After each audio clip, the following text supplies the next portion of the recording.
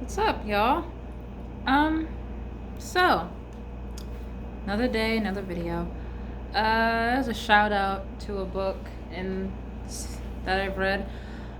It's Artemis Fowl by Ian Koffler. I think that's how you pronounce his name. I'm not entirely sure, but I've read Artemis Fowl before. I've never actually read the first one, so I took it upon myself to read the first one.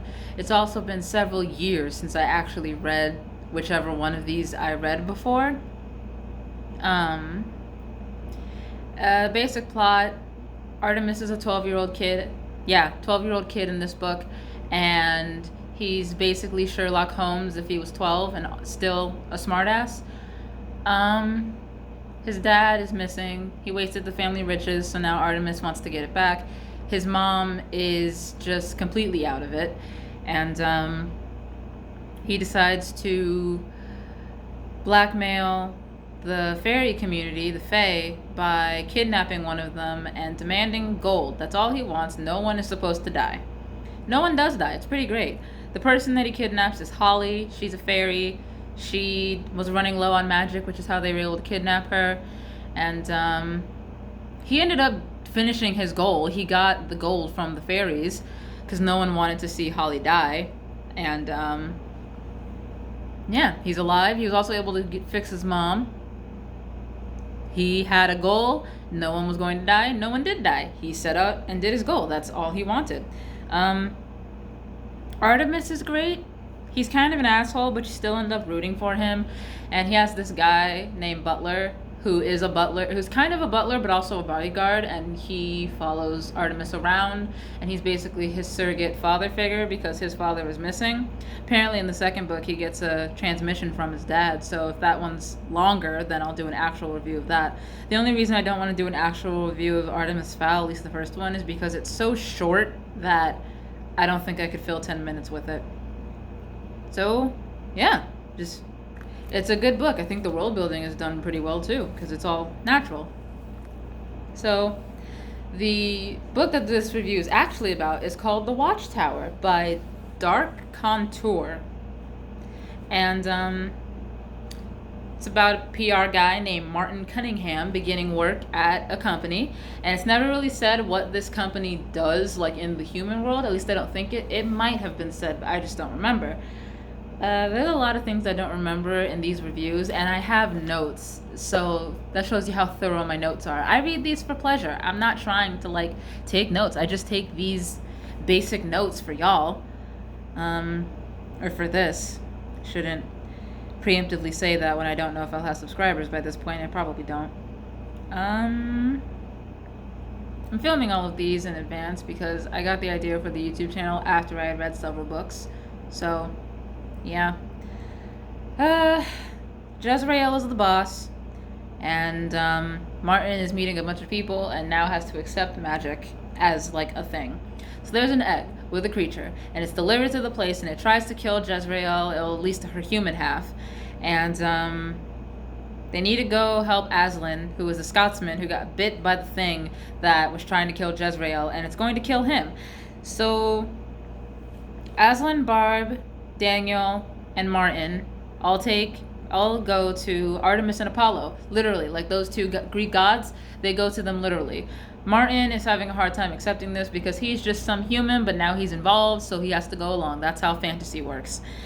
And he doesn't want to believe it, so Artemis shows him a circle of hell. I think she shows him the fifth one and maybe the bottom one, like Dante's Inferno circles of hell.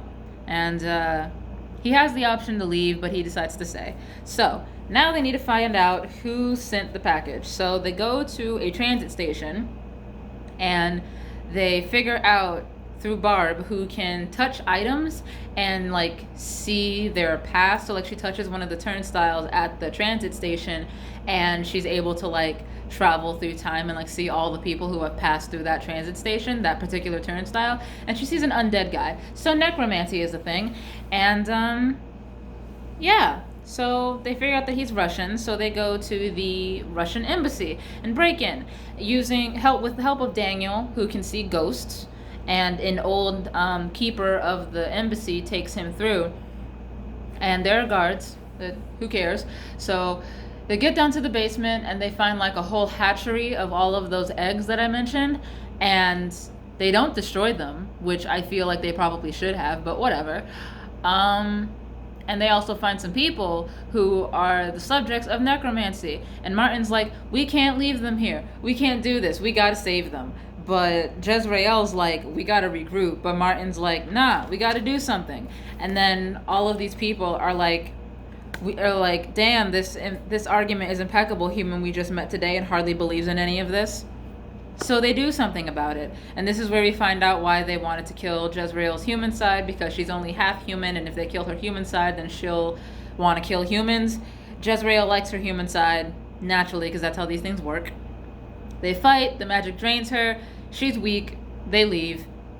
Huzzah! Also, you can't just break into the Russian embassy and people not notice. So there's a bunch of like news vans outside who want to know what the hell just happened. So Martin gets to actually go and do his job because he is a PR person. So yeah. I like Martin.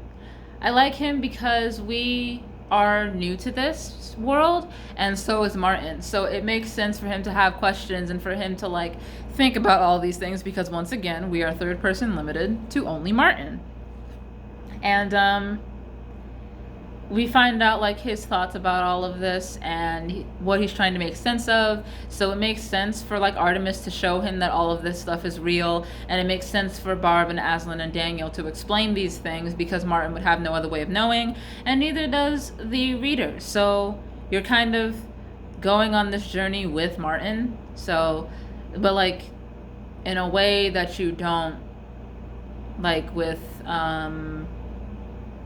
like Game of Thrones, because no one's been thrust into this world very suddenly. They all live in this world. They didn't think that this was going to happen to them, but they all live in this world, and kings and queens isn't like a normal thing, and magic is kind of a normal thing. So you go through this world with Martin in like a different way, which is pretty cool. Like movies will have an audience character. Martin is our audience character. With the world building, there aren't a lot of points for this story. It's relatively short. All of the books in the beginning are going to be very short. With the world building, like the author gives just a little enough magic that we don't need the rules yet. I imagine that in all of the other books, the rules are going to be there. Unfortunately, I do think that this is the book where on Amazon, for some reason, I can't download it or like buy it. It's not available yet, or just at all. And I'm not entirely sure why. So unfortunately, the sequel of this book is not going to be in round 2 until I can affirm that I can read the entire series. I don't want to skip books. The integration of magic into the real world is good, because like they're kind of hidden, which is why I don't know what this company actually does in like the human world, so that they don't get like shut down.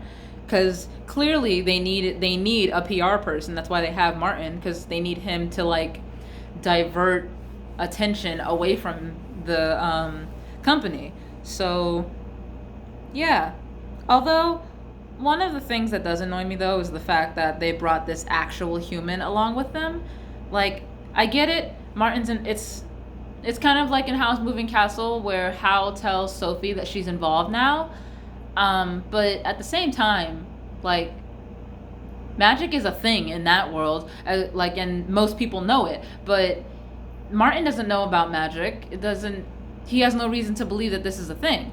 So the fact that they brought this actual human along, it just annoys me a little bit. That's all. But I mean, it's not a detriment to the story. That just, yeah.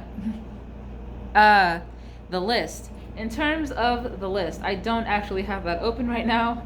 So, but I definitely like it more than Anthem, obviously. I think I'm probably going to like everything more than Anthem, because that's kind of not hard. Anthem is so short that it's hard to hold it up even against other dystopian books, because there's like 2% world building, 94% message, and like 6% characters, 4% characters. No, 2% characters. There we go. In terms of the list, this book goes Definitely goes above The Giver and Enchantress of Numbers, because Enchantress of Numbers, that barely made it into a spot above Anthem, and even then, I'm changing the list as I'm going and like really thinking about the stories, so it may not even stay in that spot. It's under The Dragon's Champion and A Light on the Hill. I'm gonna try and separate those two, see if I can figure out which one I like more. But yeah, it's a good book. It's just short. All of these books at the beginning are going to be short. I'm pretty sure it's not more than 200 pages. I don't think anything in the beginning is going to be more than 200 pages until we reach Eternal. I don't think anything is above 200 pages till then. Cool.